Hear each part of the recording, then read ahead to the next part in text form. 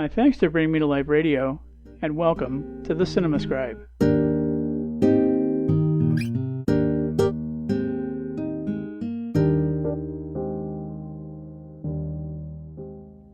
Is the life we lead the one and only one we're meant to live?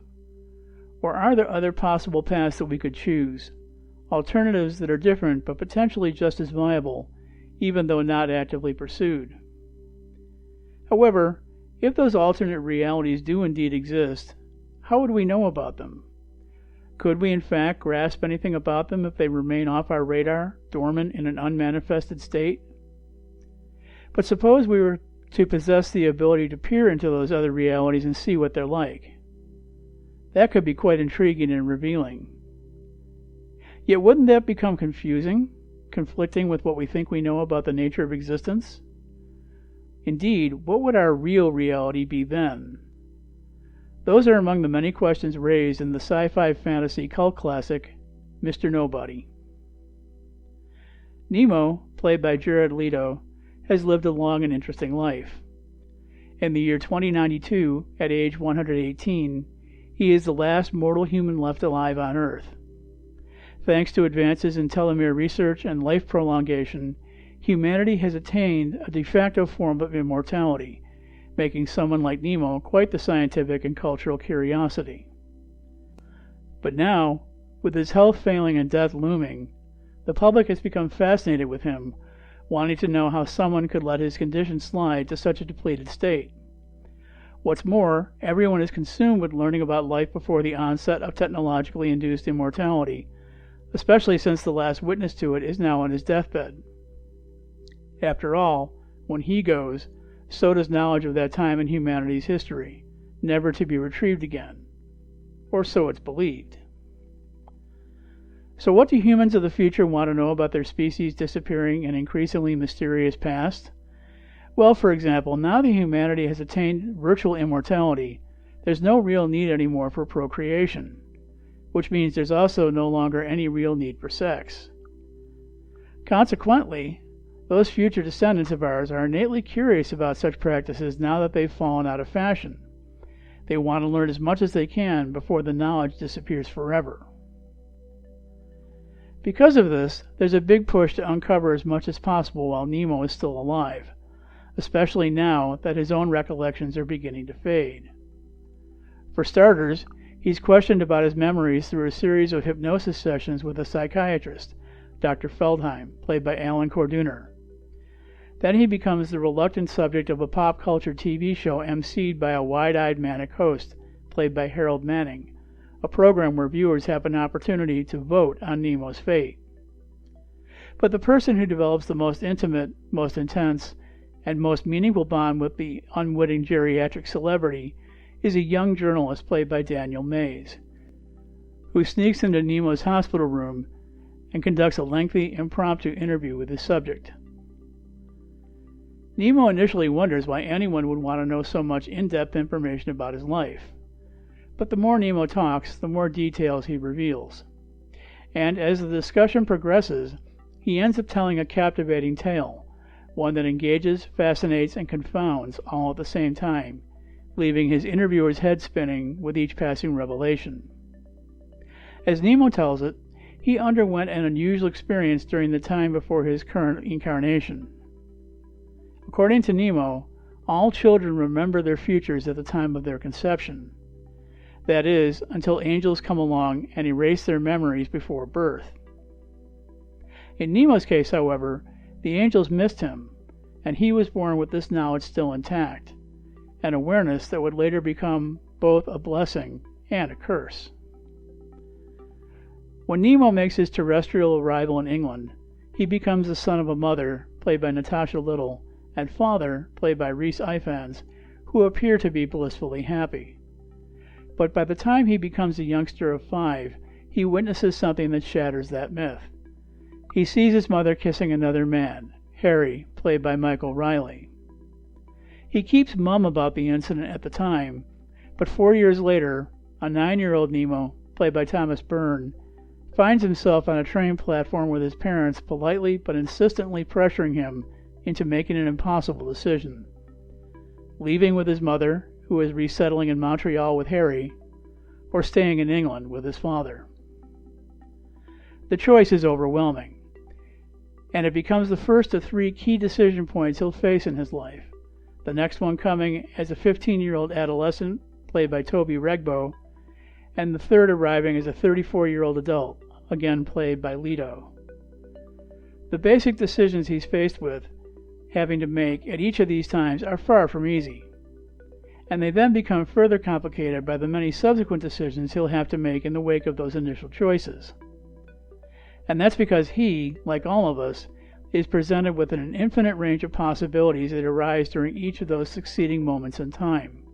New choice points that each have the power to take us in myriad directions, depending upon which option we choose.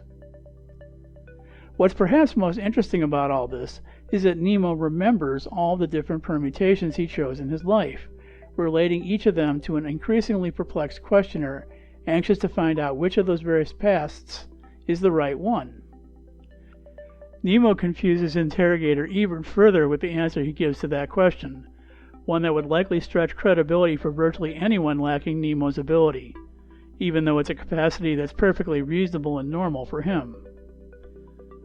The first big decision Nemo must make at the age of 9 sets him off in two vastly different directions. In the reality where he chooses to go with his mother, he finds himself becoming bitter and resentful, even though there are compensating factors that help to make up for much of his displeasure. By contrast, in his existence with his father, he experiences a generally contented home life, though various disappointments and setbacks intrude upon that happiness. These diverse outcomes from one choice reveal just how difficult making that initial decision really was. Many of the choices that Nemo makes in conjunction with the next two big decisions carry wide-ranging implications for the unfolding of his life, particularly in matters of romance. In each of those scenarios, Nemo is faced with having to make decisions about his love life involving three women, all of whom he meets in childhood. As a teen, he experiences his first meaningful romantic encounters with each of them. In Canada, while living with his mom, he reunites and embarks on a torrid romance with Anna, played by Juno Temple, who, ironically, turns out to be Harry's daughter. It's a relationship doomed to fail, however, when his mother and her beau split up, with Harry and Anna relocating to New York. Meanwhile, back in England with Dad, Nemo develops a steamy but volatile infatuation with Elise, played by Claire Stone, who callously breaks his heart and sends him rebounding into the arms of Jean, played by Audrey Giacomini, an adoring young woman he doesn't really love despite her undying heartfelt devotion for him. Years later, Nemo finds himself still involved with all three women to one degree or another. Despite many years of separation, a seemingly chance encounter reunites the now-adult Nemo and Anna, played by Diane Kruger, for another passion-filled romance that, despite the best of intentions, is again doomed when fate intercedes. But this isn't Nemo's only heartache-filled romance. In another line of existence, he finds himself married to Elise, played by Sarah Polley, a relationship he strives desperately to salvage, but that is fraught with frustration brought on by his wife's numerous insecurities and bouts of deep depression. And, in yet another reality, Nemo, an eminently successful businessman who lives on a palatial estate, is married to Jean, played by Lynn Donfam, who adores him despite his silent and growing indifference toward her. The unfolding of these various lines of existence is told through a series of intercut segments. In addition to Nemo's romantic experiences, the film explores other aspects of his life, including his careers as a swimming pool maintenance worker, a science fiction writer, a narrator of scientific and metaphysical television shows, and a wealthy businessman, as well as how he arrived at the decisions to pursue these endeavors, the synchronicities and foreknowledge that drew him to make these choices, and the mitigating factors that contributed to their materialization. The combination makes for a kaleidoscopic view of a life in all its various iterations. Upon relating these experiences, Nemo's interrogator is left more bewildered than ever. How could someone have possibly experienced all these different overlapping events, especially given their apparent simultaneous nature. Is Nemo senile or insane? Or is something even more astounding taking place here? That's what the intrepid journalist and viewers are about to find out. The answer may indeed seem improbable, but if true, it could prove to be more revelatory and wondrous than any of us ever could have imagined. The bottom line in all this for Nemo, and for the rest of us for that matter, is that we can live lives full of richly rewarding experiences, including some that would even seem to defy logic. Yet, when we see a life like Nemo's, we may want the same for ourselves, and seek the means to make it happen. I have to wonder how this superb 2013 release slipped under my radar, but I'm certainly glad I found it. This ambitious attempt at answering many of the big questions about the meaning of life, love, and what matters does a tremendous job of exploring these topics, and in a way that's entertaining, enlightening, and informative. Fans of the metaphysical, like yours truly, are sure to feel sufficiently nourished after watching this one, as it provides a cogent, accessible treatise on these subjects, effectively incorporating them into a thoroughly captivating narrative. Admittedly, there are a few stretches in the middle where the pacing lags a bit, but that's more than compensated for by the film's inventive visuals, brilliant production design, excellent soundtrack, clever editing, and fine performances by Leto, Kruger, Polly, Byrne, and Regbo. Think of this offering as a fusion of What the Bleep Do We Know, Cloud Atlas, What Dreams May Come, The World According to Garp, and additional offerings, and you've got an idea what this one is like. However, if you're unwilling to open your mind to some of the cutting-edge thinking presented here, then skip this one, as it probably won't be to your liking. But if you enjoy the unconventional and thought-provoking, this one will be right up your alley. The film is available for online streaming, as well as on DVD and Blu-ray disc. Deciphering the mystery of life is an endeavor to which many of us devote our entire earthly stays, often arriving at incomplete, unsatisfying, or muddled answers, if any at all. We keep searching for definitive explanations that will sum it all up for us in neat, tidy little packages, assuming, of course, that some kind of one-size-fits-all solution is indeed available and universally acceptable. But unless someone is out there harboring a very well-kept secret, such an animal simply doesn't exist. In fact, as Nemo's experience shows, the answers are likely even more complicated and elusive than we realize.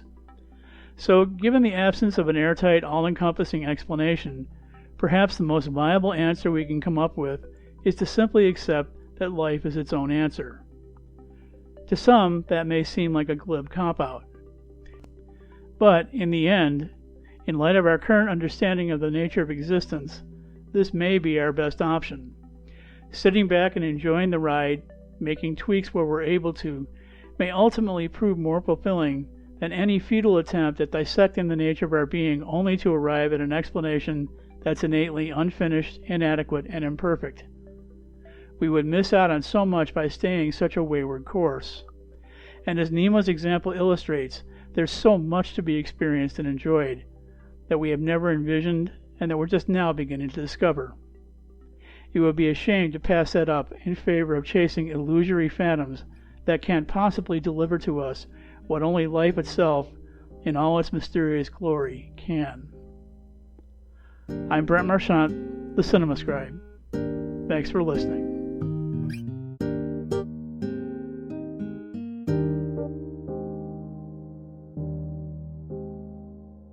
A lifelong movie fan and longtime student of metaphysics, Cinema Scribe Brent Marchant is the award-winning author of Get the Picture, Conscious Creation Goes to the Movies, Consciously Created Cinema, The Movie Lover's Guide to the Law of Attraction, and Third Reel, Conscious Creation Goes Back to the Movies, all of which provide reader-friendly looks at how the practice of conscious creation, also known as the Law of Attraction, is illustrated through film. Brent maintains an ongoing blog about metaphysical cinema and other self-empowerment topics through his website, www.brentmarchant.com. He's also the movie correspondent for the Good Radio Network and a contributor to numerous other websites, publications, and podcasts. Brent holds a BA in magazine journalism and history from Syracuse University.